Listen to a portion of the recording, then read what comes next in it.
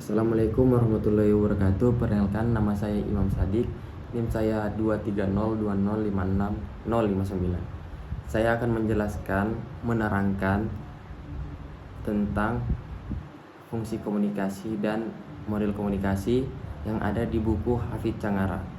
Baik, terlebih dahulu kita harus tahu bahwa komunikasi ini sangat penting dalam kehidupan manusia. Dari pendapat Harold D. Laswell yang saya pahami, fungsi komunikasi itu manusia dapat mengontrol lingkungannya atau beradaptasi dengan lingkungan tempat mereka berada. Fungsi lain komunikasi bisa dilihat dari aspek kesehatan. Seorang dokter psikiater mengatakan bahwa orang yang kurang berkomunikasi atau dalam artian terisolasi dari masyarakat mudah terkena gangguan kejiwaan seperti depresi, stres, dan tidak percaya diri. Perlu kita ketahui juga komunikasi ini ada beberapa macam tipe, yaitu komunikasi antar pribadi, komunikasi publik, dan komunikasi massa. Komunikasi antar pribadi ini adalah komunikasi yang kita lakukan kepada diri sendiri, berfungsi untuk mengembangkan imajinasi, menghindari konflik pribadi. Seperti contohnya, sebelum kita mengeluarkan kalimat-kalimat atau kata-kata berbicara kepada orang, kita harus memikirkan apakah kata-kata kita ini atau kalimat kita ini tidak menyinggung hati seseorang sehingga tidak menimbulkan konflik. Sedangkan komunikasi publik ini berfungsi untuk menumbuhkan kebersamaan, mempengaruhi orang lain, memberi informasi, mendidik, dan juga menghibur. Contohnya seperti bersosialisasi tentang narkoba contohnya ya. Itu kan memberi informasi serta juga kita kebersamaan di dalam sosialisasi tersebut, dan juga itu memberi informasi serta mendidik juga menghibur ya kan. Kita pasti ada candaan-candaan kecil yang dilakukan di dalam sosialisasi tersebut. Nah, sedangkan juga komunikasi massa adalah komunikasi yang berfungsi menyebarluaskan informasi, meratakan pendidikan, merangsang pertumbuhan ekonomi, dan menciptakan kegembiraan dalam hidup seseorang. Nah, kita masuk untuk membahas model komunikasi. Model komunikasi ini perlu kita ketahui dulu. Komunikasi itu kan ilmu yang mempelajari perilaku manusia dalam berkomunikasi. Berkomunikasi juga digambarkan dalam beberapa model. Ada model analisis dasar komunikasi, ada model proses komunikasi, dan juga ada model komunikasi partisipasi. Model analisis dasar komunikasi ini dikembangkan sejak Aristoteles, Laswell, hingga Shannon dan Weaver. Model komunikasi ini terdiri atas 3 unsur, yaitu siapa, mengatakan apa, kepada siapa. Model komunikasi yang dibuat Aristoteles ini belum menempatkan unsur media ke dalam proses komunikasi ini, karena media seperti surat kabar, radio, televisi itu belum tersedia, sehingga retorika atau seni berbicara pada masa Aristoteles ini merupakan seni keterampilan komunikasi yang sangat populer. Sedangkan model proses komunikasi, model ini salah satu model yang banyak digunakan untuk menggambarkan proses komunikasi.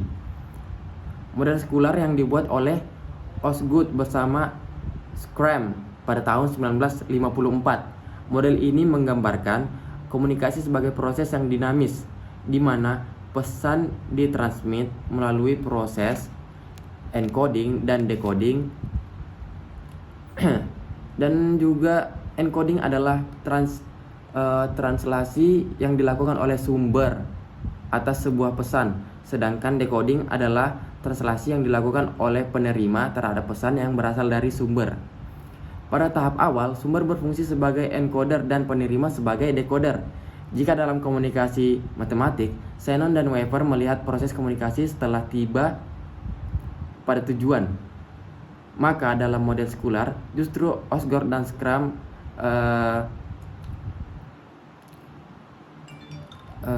menangkap proses ini secara terus-menerus atau simultan. Adapun model komunikasi partisipasi di Lawrence,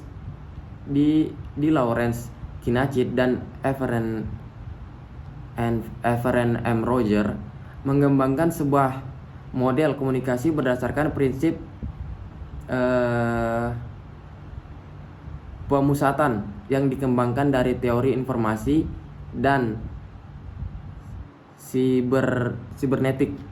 Dalam konteks komunikasi antar manusia, Kinacit mencoba berpijak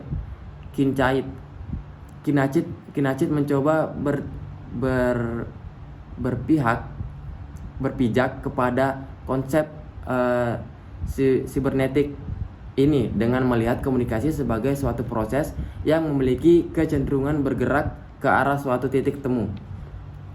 Jika model komunikasi yang dikemukakan oleh para ahli tadi, jika ingin dibandingkan, maka pandangan para pakar komunikasi terakhir melihat bahwa ada perbedaan orientasi antara model-model komunikasi yang telah ada, yaitu komunikasi kontermoren yang memberi tekanan pada kalayaknya yang bersifat dua arah, interaktif atau saling mempengaruhi dan saling membagi yang mengarah pada saling pengertian.